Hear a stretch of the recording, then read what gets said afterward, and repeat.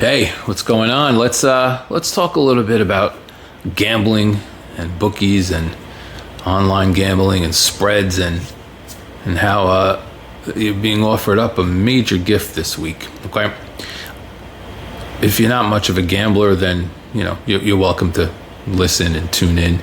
If you do know gambling, then let me know if you agree with me. But normally, I don't like to lay big spreads, okay? I don't like to lay 14 and 15 and 16 points. I certainly don't like to lay 20.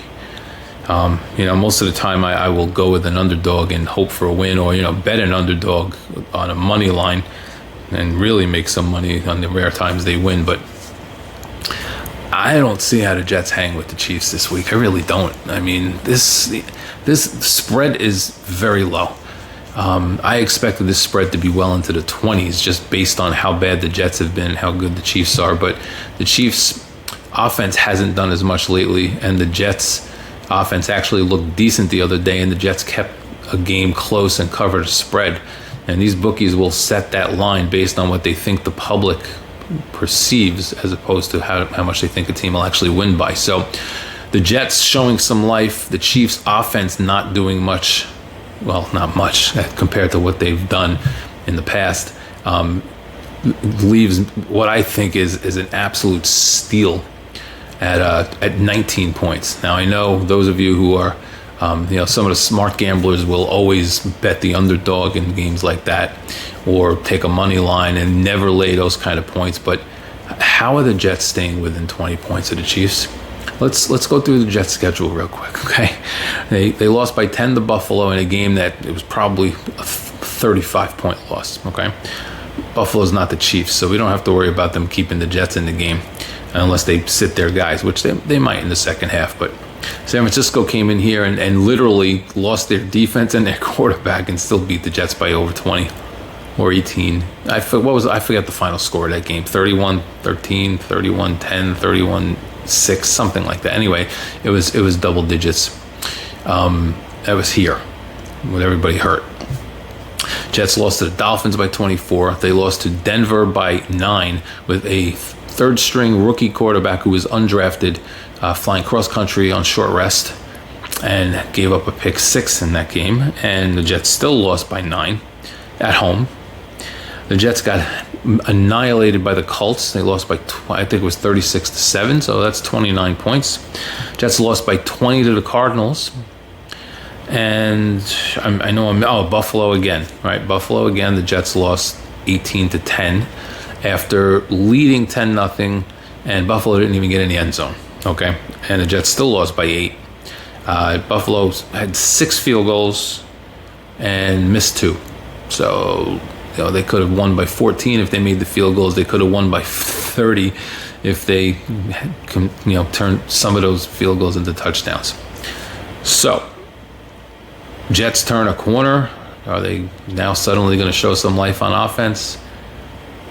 Maybe, but what's the most the Jets can score? Let's talk about absolute best case scenario, right? They never get in the end zone. They're probably not getting a special teams or defensive touchdown against the Chiefs, so we can rule that out.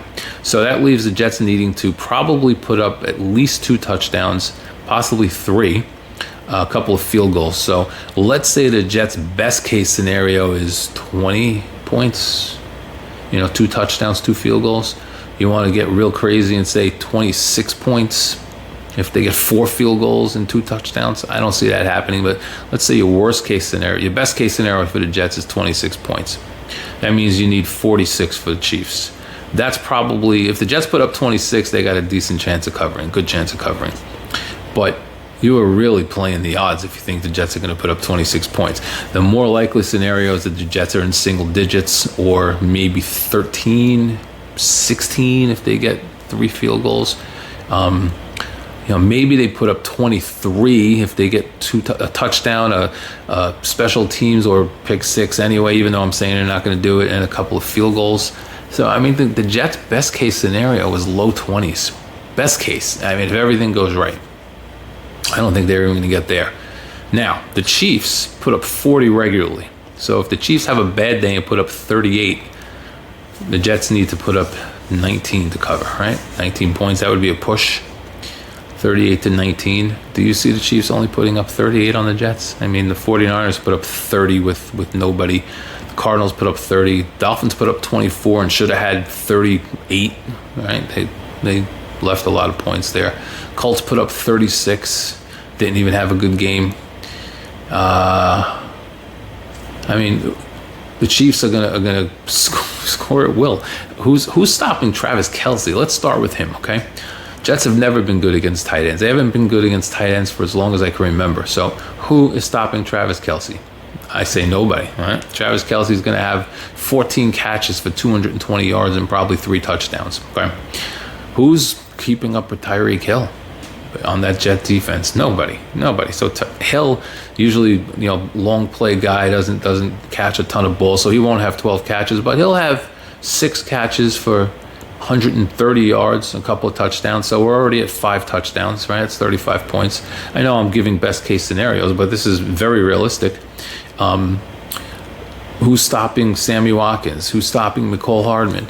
Who's stopping Claude? I can't remember the kid's name. I never do. The rookie running back.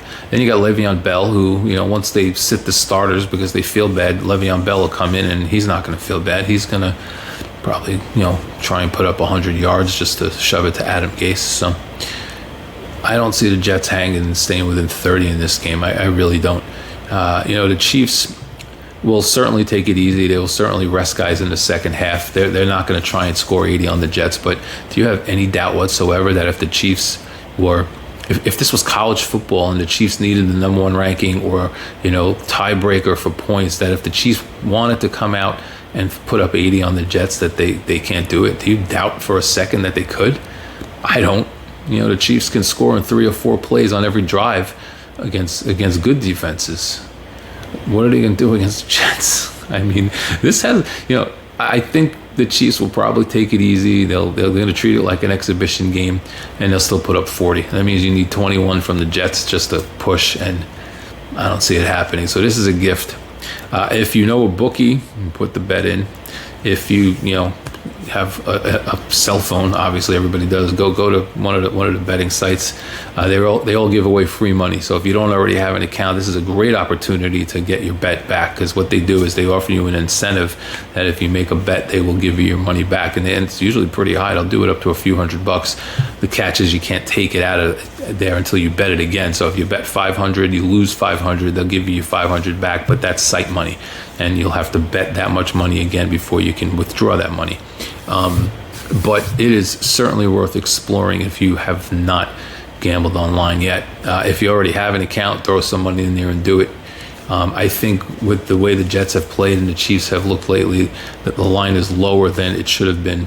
And, this is a nice gift. I think the money will come in on the Chiefs later in the week and raise that line up. So I'd get in on it before it goes up. I actually got in this morning at 20.5, and I was happy to be under 21.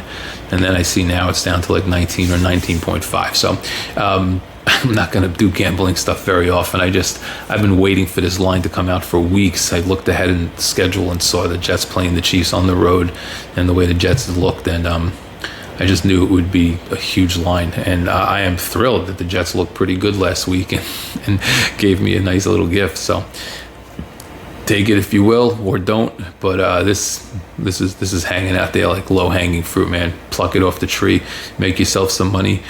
Do what I do. I bet against the Jets fairly regularly because I'm happy either way. Either they win and I'm happy to pay for it, or they lose and I get paid for it. So, all right, everybody. Talk to you again during the week. Have a great night. See you soon.